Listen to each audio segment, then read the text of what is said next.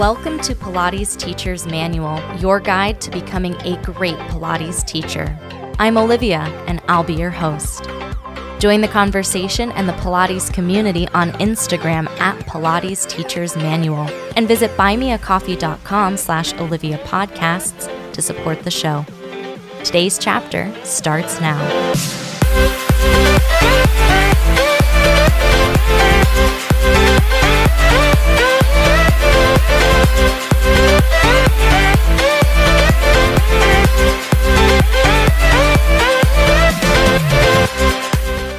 Hello, everybody. Welcome back to the podcast. Today, we're going to be talking about getting out of a teaching rut. Before we jump into that, I just want to give a shout out to Momentum Fest. Pilates Teacher's Manual podcast is sponsoring Momentum Fest 2021. If you haven't already heard me talk about Momentum Fest, it is a 3-day movement party. We've got Pilates, yoga, dance, all kinds of movement modalities, all kinds of really groovy things to explore. It's happening both in person in Colorado and virtually this year. It's for both teachers and students. So probably if you're listening to this podcast, you're on the teacher side of things, but it's definitely something that students can enjoy as well. It's not only about getting your CECs, although you can get CECs as well. I love the tagline of Momentum Fest, and it really resonated with me when I attended virtually last year, that you're celebrating why you fell in love with movement, and it really is just fun and delightful, and I hope to see you there. It's happening June 25th to 27th. You can buy tickets and learn more about Momentum Fest at momentumfest.com. As I said, today's episode is focusing on getting out of a teaching rut. And what I mean by that is sometimes, myself included, you find yourself teaching the same exercises the same way, and you might be feeling a little bit low on creative juice. You might be feeling a little bit stuck in your teaching. A lot of things can be a reason for that. You can feel spread too thin in terms of what you're teaching. If you're teaching, way more hours than you'd like or than what is ideal for you, even though on one hand, that's a blessing. More teaching hours means that you're going to be making a little bit more money. But if you're feeling tired, if you're feeling stretched really thin, if there's other things happening in your life that are not Pilates related, if you've got a lot of stuff going on that's asking for your energy, we get tired and uninspired, and sometimes it feels seasonal. I know that I have a lot harder time being perky and joyous when it's very, very cold and very, very dark outside in the winter in Chicago. So there can be a lot of reasons behind it. And this episode isn't to guilt you, because you're already doing amazing and you're doing a lot, and there's so much that happens behind the scenes as a teacher that your students and the you that is at the studio is like really a small piece of your personal puzzle. But I want to share with you some of my ways that I've gotten unstuck, and these strategies might work for you. I've got a bunch of them. You may have your own strategies for filling your cup when it feels empty. But here are some of my suggestions. We give so much as teachers. We care for our students so deeply. We care for the method and movement and the health of the people that we work with so deeply. And I do think that being a Pilates teacher requires a lot of compassion, a lot of patience, a lot of empathy. It can be difficult to give to your students and your clients and the people you work with when you're feeling run down. So how do you refill your cup when it's empty? I know that self-care is a buzzword, and definitely self-care is more than, have a spa day and take a bubble bath and eat a cookie. Those are all delightful things, but I'd say the first thing when we talk about self-care is just knowing what recharges your batteries. Do you need to take a day off? Do you need a mental health day? Do you need a staycation or more time to spend with family or more time to sleep? Do you want to go for a walk or take a day trip and go for a hike in nature. Like maybe those things are things that help you refresh. An exercise that has worked well for me when I'm feeling kind of in a slump is called the Rampage of Gratitude. It doesn't have to be even Pilates focused necessarily, but it's an exercise in which you set a timer. Maybe you set it for 5 minutes or 10 minutes or 2 minutes or whatever, and you have a notebook. I feel like it works better as a handwriting exercise versus like typing in your phone or on the computer. But for whatever time you've set, you just start writing down everything you're thankful for, like literally everything, from huge things like your body, your family, your house, those really big needs, but also the chair you're sitting on and the snacks you've got in your cupboard and the charger that charges your phone. Like you just go, and regardless of what time you set it for, it's always longer than you think. So you have to get a little bit creative and thoughtful about the things that you're thankful for. And gratitude itself is just a practice that's really powerful and a really big mood elevator when you force yourself to say thank you for all of the things that you have and all of the things that are wonderful in your life. So if you're feeling a little bit down, that's definitely something that can bring you back up. It also reminds you of how wonderful it is, even when you're feeling tired and run down, that there are so many good things. It helps to kind of reshift your perspective a bit if you're getting hung up on a difficult client or a troubling situation or something. It really gives you a bigger perspective. And so I appreciate that. It doesn't solve all the problems, but it's a nice shift, I'd say. Another thing you can do is take a class. You can take a class where you work because those classes are often free, and I'm a big fan of that. You can also take a class where you don't work, and this is something that I really enjoy because I don't have to tell them that I'm a teacher. I can just go. No teachers are like, can you cover my class on Saturday? You can just go and be a student and reconnect with yourself. The same reason that our students come to our classes and want to disconnect from their busy, stressful lives and jobs and obligations. Like we are offering that service, and I think we also need to take advantage of that service and move. It can even be in a modality that you don't teach, and you can just be a student. I feel like I talked about, it was a long time ago because I didn't do a lot of skateboarding last year, but how much fun I was having learning how to skateboard because I had no idea. I mean, now I have like a very, very small idea, but just to do something that you don't normally do for the sake of doing it, for the sake of, you have a body and you can move it in all of these fabulous ways, whether that's rock climbing or learning dance or really anything. You go for a hike, like you can do something that's maybe not in your usual list of things that you do for yourself and just be a student and enjoy that. You can also take those classes online. There are so many offerings and so many things that you can do online now, whether it's, learn a language or just like, I don't know, there's great stuff that you can do. And when you're doing it for yourself without any expectation of, I have to demonstrate this exercise so that they know what I'm talking about, or I teach at this studio, and so other people who are in the class know that I'm a teacher and they're looking at me to see how I'm doing it. And it's like, I don't need that pressure. I can do it in my living room in my pajamas and with my camera off. So that's really nice as well.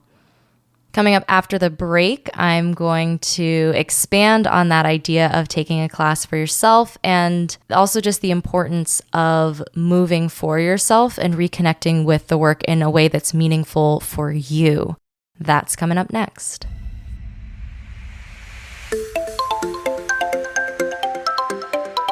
Hi there. I hope you're enjoying today's chapter so far. There's great stuff coming up after the break too. Be sure to subscribe wherever you're listening and visit buymeacoffee.com/Olivia Podcasts to support the show. There you can make a one-time donation or become a member for as little as $5 a month. Membership comes with some awesome perks, including a shout out in the next episode, a monthly newsletter, a monthly Zoom call with me, and more.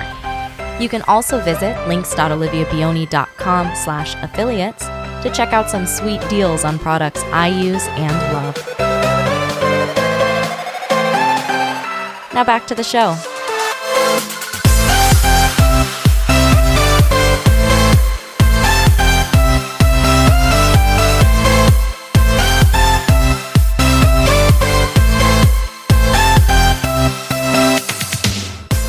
Even beyond taking a class for yourself, whether it's in a modality that you teach or in a brand new way of moving or doing, you can also, if it's financially within your means and time-wise in your means as well, attend a workshop or a conference.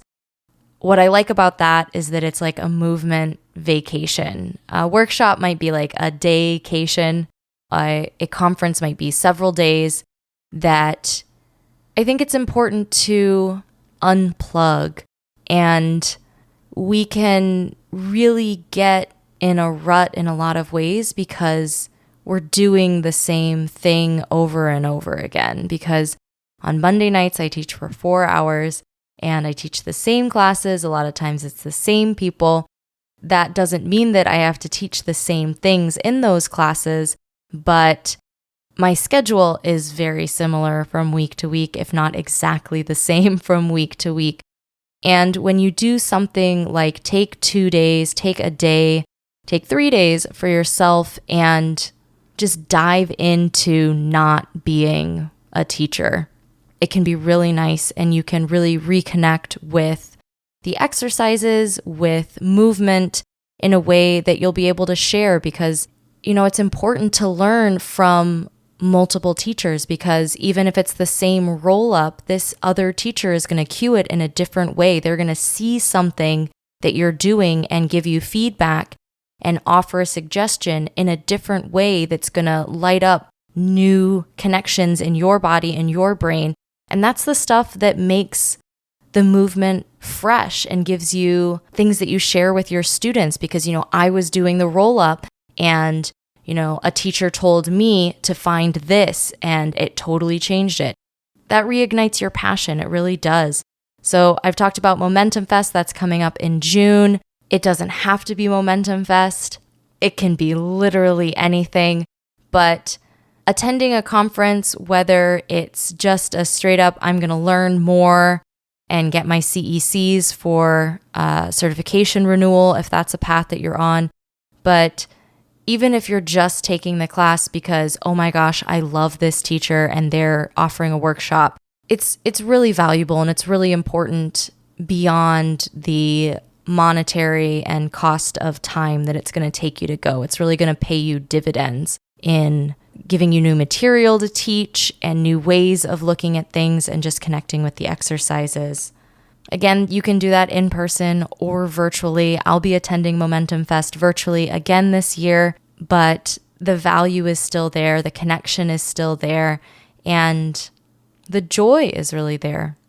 This is kind of an overarching theme, I believe, in this episode, and I want to give credit to Rachel over at Rad Pilates on Instagram. I'll link to her account, that they are really inspirational and definitely are an inspiration to me. They've been talking about recently this idea of moving for yourself. And I think that that's the thread through getting out of a rut, because if you're only giving for others and teaching for others, you can lose that connection to the movement and it's just draining. But when you move for yourself, that, for me at least, has been something that has lit up my body and my brain and my life in so many ways, that maybe you just get on the reformer and just go, and you don't need to follow an order, and you don't need to do any number of reps, and you don't need to do it on any specific spring setting. Or maybe you just lie on the ground and ask yourself really honestly, like, what do I need to do? What do I want to do? Sometimes what do I need to do, in that, I'll sit or I'll lie down, and in that silence you can really see, okay, like what's talking to me? What is asking for my attention in my body? And if it's something like my shoulder, I can then ask, okay, well, what does my shoulder want to do? Is it feeling a little tight? Am I feeling a little bit of trapezius action? I've been carrying boxes of plants over to my new place, and obviously you don't want your trapezius doing all of that, but 15 boxes later and your trapezius is doing a little bit more probably than you want it to, but your back's a little tired, your biceps are a little tired. Like, I get it. I'm not mad at my traps for that, but like, what would they like to feel better? And maybe it's movement, maybe it's foam rolling, maybe it's lying down in the tub for a bit. But when you give yourself that space to really listen to yourself, because, every class that you're teaching, it's a full body adventure. So we're doing something for everything, whether you're demonstrating or just on your feet while you're teaching. It can take a toll on your body, and you don't necessarily need to do those exercises 6 times a day, even though you're teaching 6 different classes in which those exercises happen 6 times in that day. You know what I mean? So really taking the time to care for your body, to check in with yourself, and to move in ways that feel good. Not everything needs to be, the most intense exercise session ever.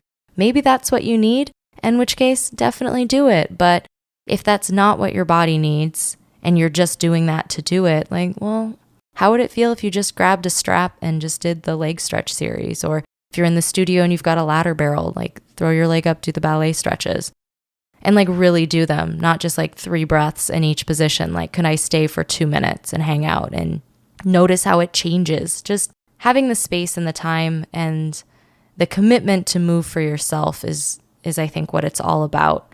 And I think one of the tools that we're giving our students as well, that we're leading them through these exercises, giving them these options so that they can make the choice, what feels better. I was doing a kneeling arm series where, there were 3 different ways you could be doing this arm series. We could be doing it with both arms at the same time, one arm at a time, or holding it and then releasing one arm at a time. By introducing those 3 ways of doing it, you try each way and then you decide, like, what do I want to do? What feels comfortable? Where do I feel the most stable? Where do I feel the most strong? How much energy do I have in class? And when you do that for your students, they will appreciate it, whether they tell you or not. And when you do that for yourself as well, you will feel re-energized and recharged. I hope that those suggestions are helpful in terms of helping you get out of any teaching funk that you may find yourself in.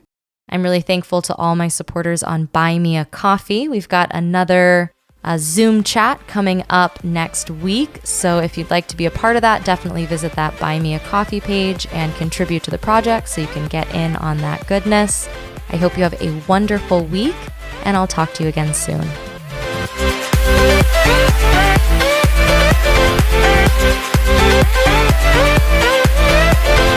Thanks for listening to this week's chapter of Pilates Teacher's Manual, your guide to becoming a great Pilates teacher.